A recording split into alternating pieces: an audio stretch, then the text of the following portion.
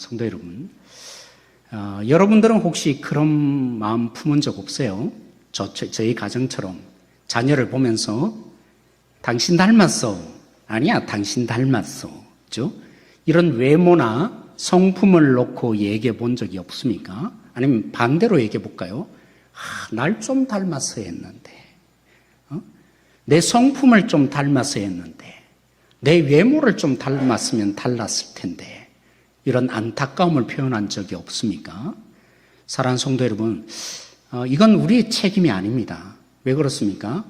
하나님이 유전인자 속에 심겨 놓은 거잖아요. 내가 뭐 날 닮으라고 했나요? 어떻게 보면 여러분들이 안타까워하는 현실들은 안타까워할 필요 없어요.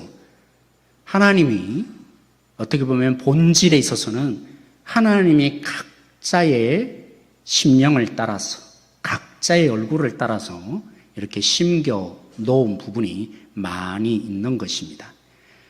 유전인자를 통해서 하나님은, 그렇죠, 우리는 지혜가 없거든요. 이거 닮았으면 좋겠고 저거 닮았으면, 그 좋은 장점을 다 모아보세요. 좋은 점이 다 남습니까? 우리가 생각하는 좋은 점이 있죠. 그를 향한, 내 자녀를 향한 가장 적절한 부분들을 하나님이 오묘하게 사실은 만들어 놓은 것입니다. 유전인자는 어쩔 수 없이 우리 책임은 아니지만 성경 곳곳에 부모가 뭐 하는 거라고요? 오늘 말씀의 제목처럼 물려주어야 되는 것이 있다, 책임이 있다라고 말합니다. 사랑하는 성도 여러분, 여러분들은 우리 자녀에게 뭘 물려주셨습니까? 그리고 뭘 물려주면 진짜 우리의 자녀들이 행복할 것 같습니까? 더 적용해 나아가서는 우리는 다음 세대에게 교회가 뭘 물려주면 정말 성공적인 교회라 할 수 있겠습니까? 그래서 제가 찾아봤습니다. 이탈리아에는 이렇게 표현하더군요. 이탈리아에서는 이렇게 표현합니다. 달레, 스텔레, 알레, 스탈레. 이게 무슨 말일까요? 영어에는 이렇게 표현합니다. The first generation makes it. The second generation spends it. The third generation blows it. 이게 무슨 말일까요? 중국어로 제가 사성을 모자라기 때문에 발음이 잘 안 됩니다. 이런 발음이 있더라고요. 푸부고 산다이. 무슨 뜻입니까? 네, 부자는 3대를 갖지 못한다. 우리가 자녀에게 집을 물려주고 많은 재산을 물려주면 될 것처럼 보이지만 그 이상을 물려주어야 된다고 모두가 한 목소리로 고백하고 있습니다. 우리나라만이 아니라 전 세계가 야, 물질만 물려줘서는 안 돼. 그래서는 성공적인 게 아니야 라고 말하죠. 그것뿐만이 아닙니다. 제가 중고등부 사역에 가다가 수십 년 전이죠. 20년도 훨씬 넘게 되었는데 중고등부 사역에 갈 때가 기억이 납니다. 부장 집사님이 교수님이셨어요. 그리고 아내 집사님도 고등부 1, 2부를 제가 사역할 때였는데 고3부는 따로 그죠? 부서가 있었어요. 1, 2부 그렇게 사역할 때 그 어머니도 고등부 1부 교사로 두 부부가 같이 사역을 하셨습니다. 근데 두 부부 다 교수님이셨습니다. 서울권에 있는 대학에, 유명한 대학의 교수님이셨습니다. 그런데 자녀가 얼마나 면학 분위기가 좋았겠어요. 그리고 공부에 대해서는 뭐 흔히 아내 닮는다, 남편 닮는다 하지만 머리가 그죠? 지식에 있어서는 누구 닮습니까? 뭐 여러 설이 있더라고요. 결국에는 누구 닮는다 뭐 이런 설이 있지만 어찌되었든 부부를 물려받았지 않겠습니까? 그런데 나름대로 제가 알기로는 공부를 잘해요. 속 잘하는데 얼굴이 너무 어두워요. 왜 어두웠을까요? 교수의 입장에서 볼 때는 성이 안 차는 겁니다. 나름대로 밀어주고 열심히 학원도 다니게 하고 면학 분위기도 조성했는데 나름대로 이게 잘 따라오지 못한다고. 제가 볼 때는 공부 잘하는데 부모 입장에서는 그죠? 공부를 더 잘했으면 좋겠다 말한 적도 없다 그래요. 그런데 알잖아요. 여러분, 말 안 해도 자녀는 부모가 뭘 원하고 기대하고 바라보고 있는지 다 알아요. 그러다 보니까 불행한 거예요. 좋은 환경과 공부할 분위기, 유전 인자를 받았음에도 불구하고 자녀가 불행해요. 그래서 제가 한 번은 수련회 하는데 저녁 집회 기도회를 인도했어요. 그 아이가 자꾸 보여요. 모두를 기도시키고 그 아이에게 다가갔어요. 그 자녀에게 그 고1 학생이었던 그 청소년에게 다가갔어요. 엄마의 손, 그죠? 교사였던 엄마의 손을 붙잡고 가서 모두가 지금 몰라요. 기도하고 있는데 제가 어머니의 손을 덥석 아들의 손을 붙잡고 기도하라 그랬어요. 엉엉 울면서 저도 같이 기도했던 생각이 납니다. 사랑하는 성도 여러분, 우리는 물질 이상을 물려줘야 돼요. 물질만 물려주면 행복하지 않아요. 뿐만이 아니라 좋은 분위기, 좋은 성품, 좋은 성격만으로 되지 않아요. 어떤 데는 그것이 어떤 사람에게는 좋을 수 있지만 어떤 사람에게는 오히려 버거운 현실로 다가오는 거죠. 그래서 오늘 어린이 주일날 저는 여러분 오늘 이 말씀 아브라함을 통해서 함께 우리는 무엇을 물려주어야 되는가 함께 하나님이 여기 가운데 역사하길 원하는데요. 오늘 본문의 배경은 그래요. 아브라함이 아내를 죽음을 경험했습니다. 127세 된 사라가 죽어버리자 아브라함이 매장지를 구해야만 됐어요. 아브라함에게 하나님은 가나안 땅을 주겠다고 했지만 가나안 땅 가운데 한 뼘의 땅도 자기 땅이 없는 나그네로 삽니다. 자기 땅 있다고요? 없어요. 그럼 어디에다가 이 아내를 묻어야겠습니까?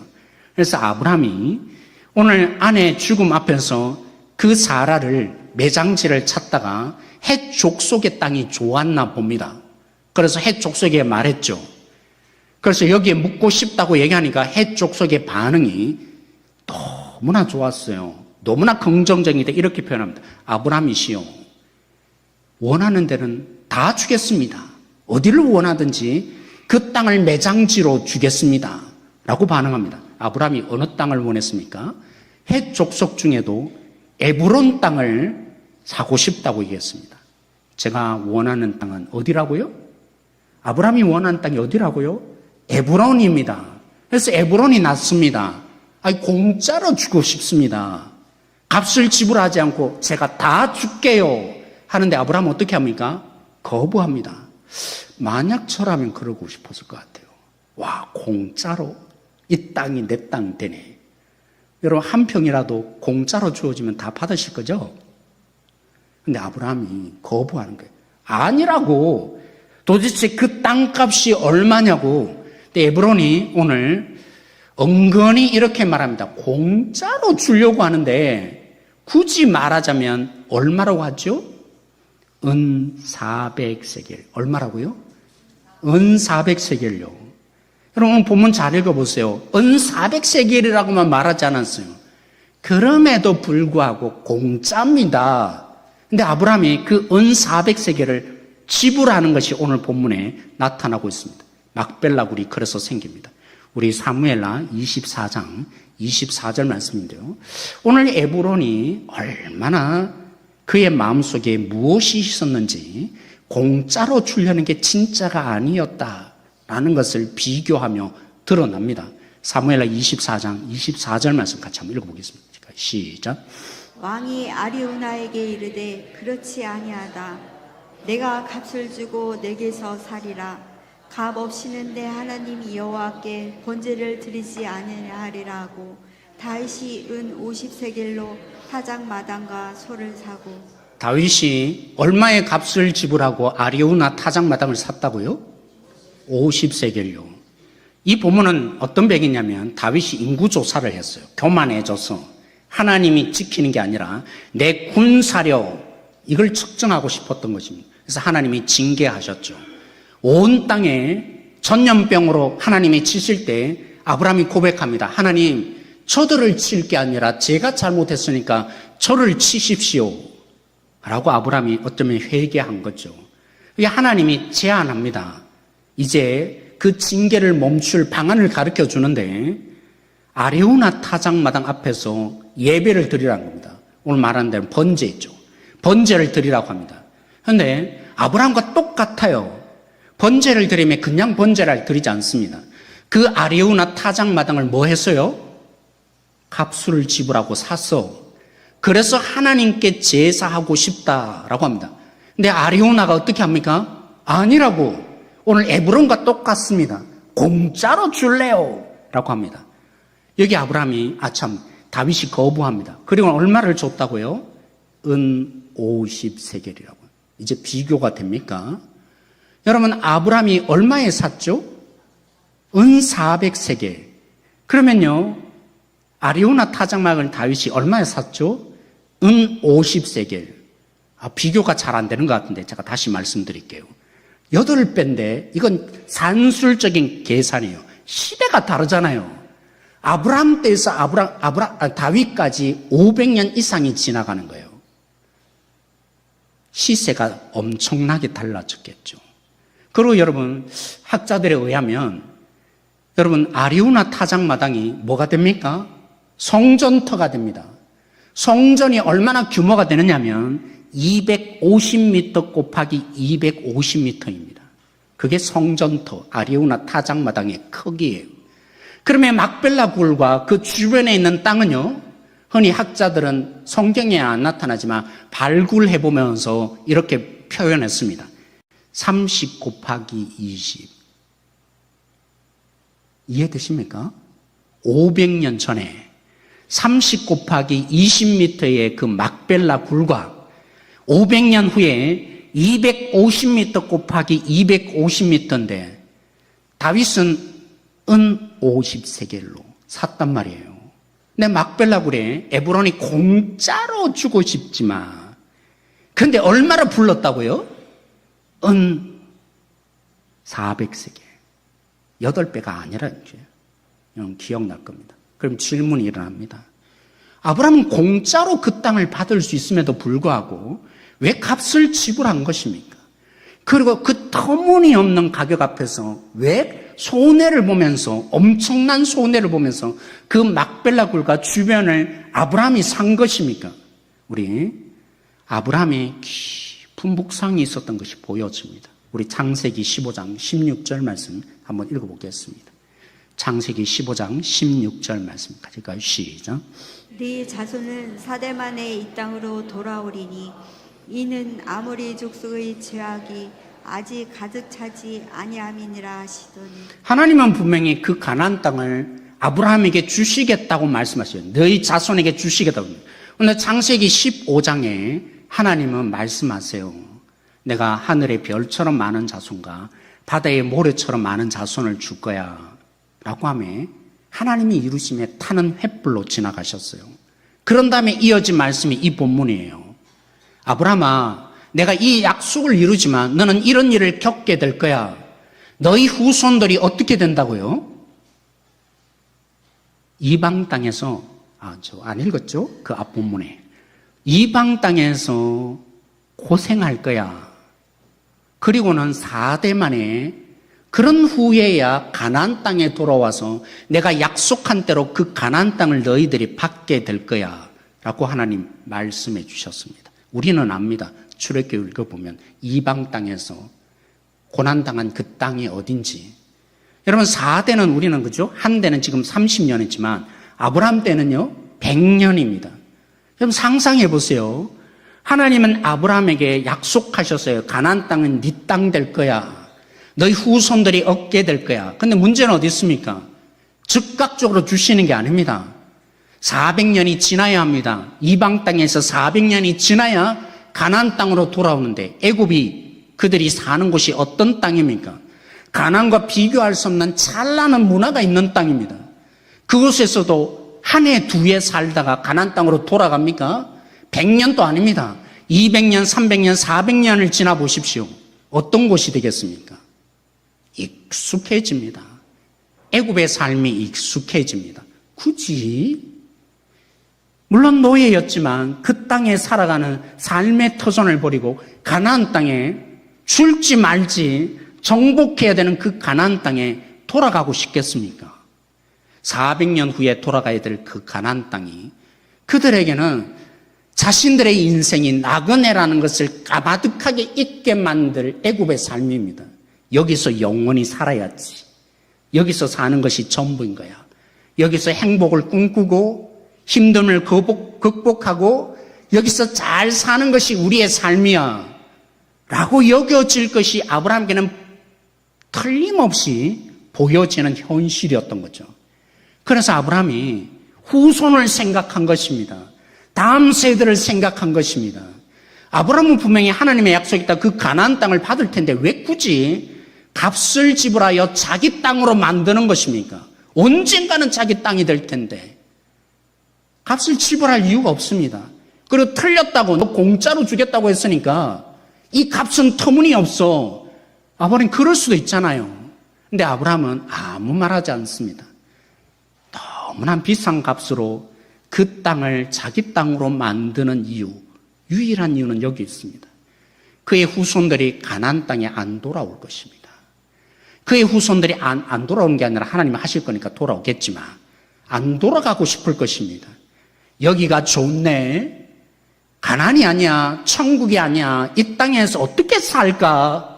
그게 중요해지는 그 400년이라는 세월을 보내면서 그의 후손들이 하나님의 약속은 생각하지 않고 자신들이 어떤 자손인지는 생각하지 않고 이 땅에서 평안하게 살기만을 꿈꾸게 살 것이 그런 세월이 400년이라는 세월이라는 것을 아브라함이 해석하기에 하나님의 말씀을 그 약속을 붙들고 아무리 생각해봐도 이게 현실이 될 거니까 그래서 아브라함이 그 땅을 터무니없는 가격으로 주고 산 것입니다.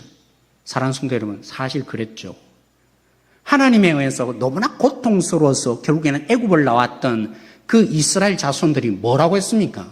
조금만 힘드니까 어디로 가자고요? 가나안으로 하나님 인도하는데 애굽으로 가재요. 애굽이 좋대요. 애굽에 살 거래요. 그게 인간이에요. 그게 우리들이에요. 그러니까 아브라함이 아는 거죠. 아브라함의 예측이 틀리지 않은 거죠. 한치도 틀리지 않았습니다. 그래서 하나님이 약속을 붙들고 너희들이 살아야 하는 거야. 에브론 그 막벨라굴에 사라가 묻히고 자신이 묻히며 그의 아들인 이삭이 묻히고 리브가가 묻힙니다.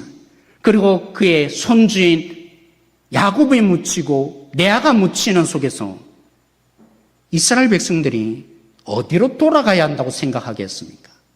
지금의 여기가 전부 아니야. 여기서 영원히 살 거 아니야. 우리의 고향이 있지. 하나님의 약속한 것이 있지. 하나님의 말씀을 붙들게 하고 그 하나님의 약속에 초점을 두게 하고자 그래서 막벨라굴을 아브라함이 산 거죠. 그렇지 않았다면 요셉도 절대적인 영향을 끼쳤던 그 요셉 얼마나 애굽에서 엄청난 거죠? 피라미드처럼 안 세웠겠어요? 그런데 그 땅에 묻지 말래요. 뭐가 있기 때문입니까? 만약 막벨라 굴이 있었다면 내 뼈를 여기에 묻지 말라고 했을까요? 요셉조차도 그럴 수 있었던 이유는 하나님의 약속을 요셉이 붙들 수 있었던 것은 우리가 여기에서 영원히 살 자가 아니라 가나안으로 돌아가자고 요셉이 말할 수 있었던 것은 막벨라 굴이 있었기 때문입니다. 오늘 어린이 주일을 보내면서 여러분에게 도전하고 싶습니다. 우리는 자녀에게 막벨라 굴을 보게 합니까? 우리 교회는 과연 막벨라 굴을 물려주고 있습니까? 옛날에 이렇게 했더라. 그 얘기는 참 우리가 위로받고 좋아합니다. 근데 정말 다음 세대를 위해서 다음 세대가 주님을 붙들게 하려고 얼마나 막벨라 굴을 얘기합니까? 하나님의 약속을 얼마나 붙들게 합니까? 하나님의 약속을 붙들게 할 막벨라 굴이 우리의 가정 속에 또한 우리의 다음 세대를 향해서 우리 기성세대는 정말 준비하고 있습니까? 아니, 오늘 어쩌면 그렇습니다.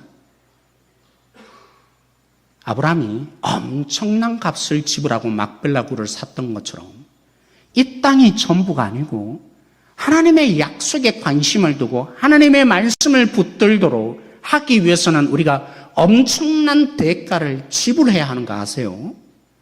그냥 되는 게 아닙니다. 왜 그렇습니까? 우리 성경 한번 읽어보겠습니다. 신명기 6장 6절에서 7절 말씀입니다. 신명기 6장 6절에서 7절 말씀 가지겠습니다. 시작.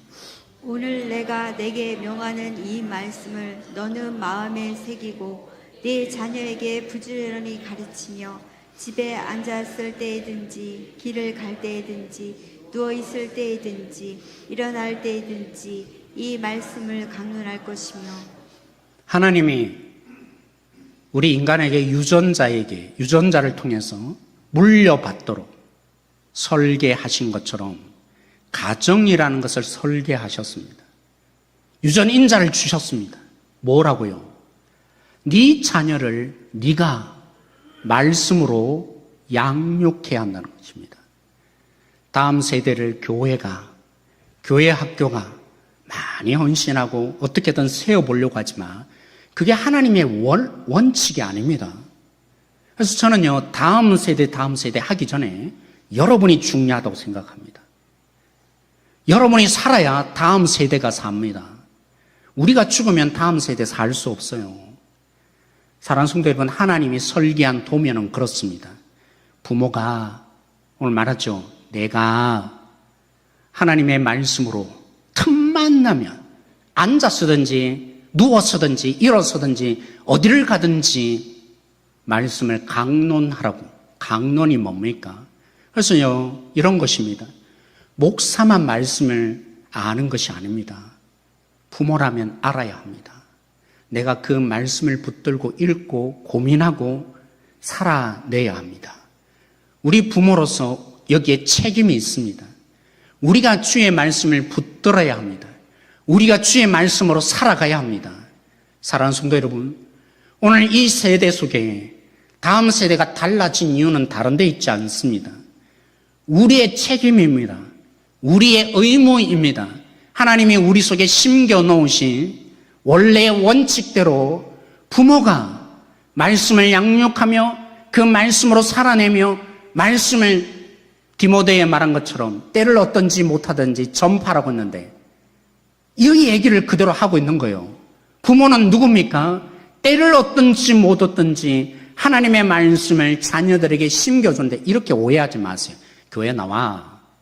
너 교회 안 나오면 난 죽어. 너 교회 이렇게 충성 안 할래. 그런 말로 오늘 때를 얻든지 못 얻든지 아니면 오늘 말씀처럼 자든지 눕든지 앉아서든지 말씀을 가르치라 강론하라는 말이 아닙니다. 진짜 하나님의 말씀으로 여러분들이 묵상하고 살면 기회가 옵니다. 적절하게 말할 기회가 옵니다. 그때 한마디 하면 달라집니다. 율법주의자가 되지 마십시다. 나 이렇게 사니까 너도 이렇게 살아야지. 전혀 모르는데 강압적으로 와라고 하면 율법주의자로 그들을 힘들게 합니다. 교회가 오는 것은 불행한 곳이라고 오해가 일어납니다. 그러려면요, 이 율법주의를 극복하려면 내가 하나님 말씀에 깊이 녹아나야 합니다. 그럴 때 하나님이 이 말씀을 하라고 하시는구나 깨닫게 되어 있죠.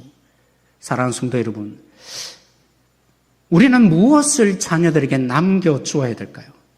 하나님의 말씀을 붙드는 사람, 하나님의 약속이 무엇인지. 그래서 우리도 막벨라구를 사야 합니다. 이게 얼마나 시간이 많이 걸립니까? 한번 말씀 읽는다고 압니까? 한번 성경 공부한다고 내 안에 들어옵니까? 그래서 제가 진짜 엄청난 가격을 지불해야 하는데 쉽지 않습니다. 너무 바쁩니다. 해야 할 일이 많습니다. 그리고 우리에게는 교회라는 곳이 있습니다. 그래서 양육해 주세요 라고 하게 됩니다. 근데 하나님은 값을 지불하라고 하십니다. 이런 분도 계실 것입니다. 이제 자녀는요, 내 말 안 들을걸요. 사랑하는 성도 여러분, 그러니까 말씀을 붙들고 실험해 보세요. 말씀을 붙들고 실험하면 내 죄악이 깨달아집니다. 내가 얼마나 자녀에게 잘못한 것이 하나하나 깨달아집니다. 그게 가르침이에요. 우리는 왜 힘드냐면 모범을 보여야 한다고 하니까 힘든 거예요. 아, 내가 참 잘 못 보였네. 하나님은 그렇게 모범을 보여라고 한 적이 없습니다. 내 죄가 깨달아지고 말씀 앞에서 내 자신을 비춰볼 때, 와, 내가 정말 주님의 뜻을 제대로 자녀에게 가르치지 못하고 보여주지 못하고, 야, 대학 먼저 들어가야지. 물질이 먼저 있어야지. 하나님 없이 살게 한 그 수많은 순간들, 나의 삶을 통해서 하나님 없는 선택을 한 그 수많은 순간들이 말씀을 통해서 나를 칩니다. 내 안에 작용합니다. 그럴 때마다 고백하는 거죠. 은철아, 만약 여러분이 저의 부모라면, 은철아, 참 미안해. 그때 부모의 권위만 너무 나 앞세우고 내가 순종하라고만 했네. 주 안에서 순종하라고 했는데 그러지 못했네. 그게 가르침입니다. 가르칠 수 있습니다. 누구나 다 가르칠 수 있습니다. 아무리 자녀가 40대 되가 50대가 되어도 우리는 가르칠 수 있습니다. 막벨라구를 그들에게 전수해 줄 수 있습니다. 부모가 그렇게 고백할 때, 아, 부모는 더 큰 권위를 보는 거구나. 이 세상에 몸은 멸하지만 영혼을 멸하지 못하는 물질과 이 세상의 권위보다도 영혼마저 멸하는 하나님을 보고 있구나. 하나님을 위대하게 바라보는 경외함이 있구나. 그렇게 가르침을 줄 수 있지 않을까요? 그래서 어떻게 보면 모든 순간이 가르침입니다. 주님 앞에서 내 죄악을 깨닫고 그들에게 잘못을 구하는 그것이 가르침이 될 수 있다면 무엇이든지 우리는 가르침이 될 수 있습니다. 그리고 더더욱 저는요, 예전에 처음 우리 교회 왔을 때 그랬어요. 우리 권사님들 신방을 해보면 때로는 참 삶의 간증이 많으시더라고요. 그래서 제가 그 마음도 있었어요. 오후 예배 때 3분 간증을 시켜볼까. 우리 권사님들이 경험했던 거. 아, 그때 하나님의 만난 거인데 한 번씩 이렇게 서로 나누면 그런데 참 부끄럽잖아요. 또 우리 쉽지 않아서 제가 포기를 했는데 제가 참 안타까웠어요. 자녀 다 키우고 또 손주까지 돌보느라고 몸이 망가지시네. 허리도 아프시고 힘드시네. 제가 그때는 그런 안타까움이 있었는데 지금은 바뀌었어요. 얼마나 우리 자녀들이 바쁩니까? 직장 일하느라고 아침 일찍부터 저녁 늦게까지 일하고 오는데 쉽지 않습니다. 기도 하나 붙들기도 쉽지 않고 예배 하나 지키기도 오늘 예배 자리 오기도 쉽지 않은 그 자녀들 누가 있습니까? 여러분들이 손주를 볼 때 하나님에 대한 경험과 하나님의 영광을 본 여러분들이 말씀을 붙들고 있을 때 한마디 해줄 수 있죠. 누구냐? 시연아, 이런 거야. 우리는 복의 통로가 될 수 있습니다. 여러분들이 진짜 말씀을 붙들고 살면 그 말씀으로 우리 손주들, 때로는 손주를 봐야 할 때 잠시 볼 때도 마찬가지입니다. 정말 말씀에 붙들리면 하나님이 주시는 메시지가 있습니다. 할 수 있습니다. 해줄 수 있습니다. 그래서 저는요, 기회네. 우리 나이 드신 권사님들이 손주 돌보나 참 애쓴다고. 아니야, 이젠 기회인 거야. 말해줄 수 있구나. 이 말을 해줄 수 있는 기회구나. 부모들은 너무 바빠서, 그죠? 직장에서 살아남아야 되는 그것 때문에 정말 애쓰고 있는데, 할아버지, 할머니들이 한마디를 해줄 수 있구나. 언제나 우리에게는 막벨라구를 만들어야 합니다. 그거 쉽다고요? 쉽지 않습니다. 저절로 되는 게 아닙니다. 말씀이 내 안에 녹아야 되기 때문에 저절로 되는 게 아닙니다. 하나님의 은혜라지만 그들이 어떻게 느낍니까? 은혜 좋아하네. 아이들이 이 세상을 살면서 세상의 관점과 세계 속에 사는데, 야, 하나님의 은혜라 한번 그 가르침에 받아들여집니까? 안 받아들여집니다. 여러분들이 말씀으로 제가 우리 한 분 한 분들이 말씀을 놓고 깊이 묵상하고 그 말씀에 사로잡힐 때 진짜 지혜가 나옵니다. 어떤 말을 해야 될까? 어떻게 말해 줘야 될까? 나옵니다. 오늘 우리 모든 성도가 막벨라굴이 마련하십시다. 희생하며 헌신하며 시간을 들이며 투자하십시다. 나를 위해서 성경 공부, 내 신앙을 위해서만 성경 공부가 필요한 것이 아니라 배우자 상대방을 위해서도 내가 신앙 성숙이 되어야 되고, 그래서 성경 공부가 필요합니다. 그건 내 자녀를 위해서, 여러분들이 여러분의 신앙을 생각하지 않더라도 진짜 행복해져야 될 다음 세대를 위해서 우리가 말씀 공부하셔야 됩니다. 말씀을 읽고 묵상하고 붙들고 그러려고 제가 토요일마다 애쓰면 거죠. 몇 장부터 몇 장까지 읽으세요. 주님은 나의 최고봉 보내드리고, 그죠? 이렇게 하는 것입니다. 올 한 해 동안에 여러분들이 말씀을, 그리고 2주에 한 번씩 여러분 말씀은 이런 뜻입니다 라고 하면서 지금 창세기가 진행되면 2주에 한 번씩 호세아를 접고 이렇게 이런 얘기를 왜 합니까? 여러분들이 이 기회를 통해서 정말 말씀 하나를 붙들고 실험하면 말씀도 모르는 자가 어떻게 자녀들에게, 그죠? 막벨라 굴을 소개할 수 있겠습니까? 그래서 어떻게 하면 도울까 고민하다가 매일매일 카톡으로 읽어보세요 이렇게 하고 있는 것입니다. 여러분들이 이 하나만이라도 붙들고 실험해 본다면 막벨라 굴을 마련할 수 있지 않을까요? 근데 그게 쉽지 않습니다. 짧은 10분, 15분도 헌신하기가 얼마나 어려운지요. 그죠? 별로 중요성이 느껴지지 않을 뿐만이 아니라 말씀을 읽은들 뭐 잘 깨달음도 없고 평생을 놓고 여러분들이 시간을 들여야 되고 내 자신을 들여야 되는 정말 말할 수 없는 은 50세겔이 아니라 엄청난 가격을 지불하는 자가 되십시다. 그래서 다음 세대에게 여기가 전부가 아니지. 주님이 주시는 땅이 있지. 주님 말씀 붙들고 살아야지. 이 애굽이 우리가 살 곳이 아니지. 다시 돌아오는, 가나안으로 돌아오는 주님의 나라를 바라보는 성도로 이 책임이 우리 안에 있음을 놓치지 않는 한 분 한 분들이 되어지길 소망합니다.